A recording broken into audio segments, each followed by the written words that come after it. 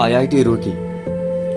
दोस्तों, इस प्रेम कहानी की शुरुआत होती है उत्तर प्रदेश के एक छोटे से गांव से।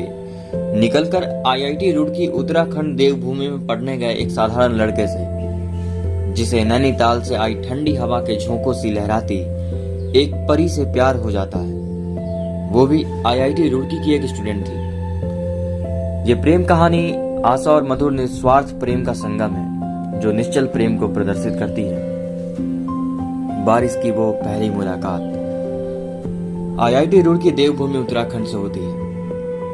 एक छोटे से गांव से निकला मैं अपने सपनों को थामे जब आईआईटी रुड़की की दहलीज पर कदम रखा, तब लगा था कि जिंदगी अब बदलने वाली है। मैं भी उस दौड़ में शामिल हो गया था, जिसमें लाखों बच्चे अपने भविष्य की तलाश में दौड़ रहे थे। छोटे शहर की सादगी लेकर जब इस विशाल और प्रतिष्ठित संस्थान में दाखिला मिला, तो मन में डर भी था, उत्साह भी था। शुरुआत में सब अजनबी सा लगा, लोग, भाषा, माहौल और सबसे बढ़कर वो अकेलापन जो अपने घर से दूर आने पर दिल में घर कर जाता है। धीरे धीरे निकलने लगे, लेक्चर शुरू हुए, लाइब्रेरी की आदत लगी, हॉस्टल की रातें, कोडिंग की जदोजहद, सब कुछ ठीक चल रहा था। जिंदगी एक लय में थी, पर उस लय में एक अधूरापन था। शायद कोई सुकून देने वाली चीज की कमी थी। फिर वो दिन आया जिसने सब कुछ बदल दिया। एक गर्मी का दिन था। सूरज अपनी पूरी तपीस के साथ आसमान में चमक रहा था। मैं कैंटीन में बैठा था। प्लेट में आधा खाना पड़ा था और मोबाइल का कोई लेक्चर डाउनलोड करने की कोशिश कर रहा था। अचानक जोर की बारिश शुरू हो गई, मगर ये कोई आम बारिश नहीं थी। रुड़की की वो बारिश जिसमें सर्द हवाएं तपती दोपहर के अचानक सीरन में बदल देती हैं। लोग भागकर छत के नीचे आने लगे, मगर तभी एक आवाज आई, मधुर, थोड़ी चुलबुली, जैसे मंदिर में घंटियों की गूंज हो। मैंने पलट कर देखा और वो पल मेरी जिंदगी का सबसे हसीन लम्हा बन गया। वो परी खड़ी थी, बारिश में भीगती हुई, अपने सहेलियों के साथ हंसती, नाचती, झूमती। उसके चेहरे पर कोई बनावटीपन नहीं था, बस एक बच्ची सी मासूमियत थी, और उस मासूमियत ने मेरे दिल को एक ही झटके में जीत लिया। क्रीम रंग के झुमके उसके कानों में हल्की सी हलचल कर रहे थे, और पैरों में बंधी पायल की छनक बारिश के साथ किसी संगीत जैसे बज रहे थे।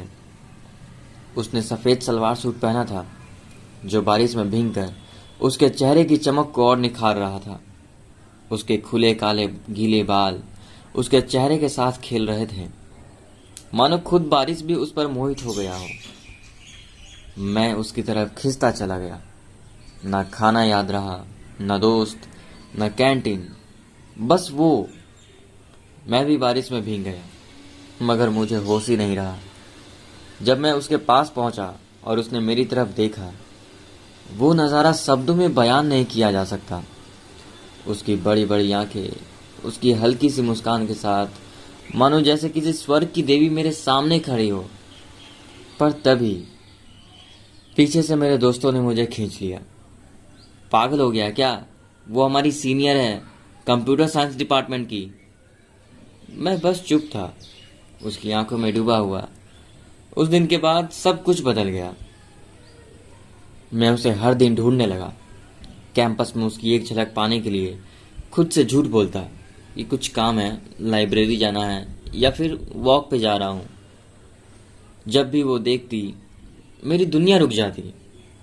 उसके बालों का लहराना, उसकी पायल की छनक, उसकी सहेलियों के साथ हंसती हुई आवाज़, हर चीज मुझे एक अजीब सा सुकून देती थी। लेकिन सच्चाई ये भी थी कि मैं उससे कभी कुछ कह नहीं पाया। वो एक सितारा थी और मैं एक मिट्टी का कण। वो आगे बढ़ती रही और मैं बस दूर से देखता रहा। कभी कभी तो कैंपस में उसे मोड़ पर खड़ा हो जाता, जहाँ पहली बार उसने मुझे देखा था। बारिश की बूंदें फिर भी गिरती थीं, लेकिन अब उनमें वो नज़ाकत नहीं थी, वो मिठास नहीं थी। वो अब नहीं दिखती। शायद पास आउट हो चुकी हूँ। मैं आज भी उन दिन को याद करता हूँ जब पहली बार मेरी धड़कनों में किसी के नाम पर ठहरना सीखा था।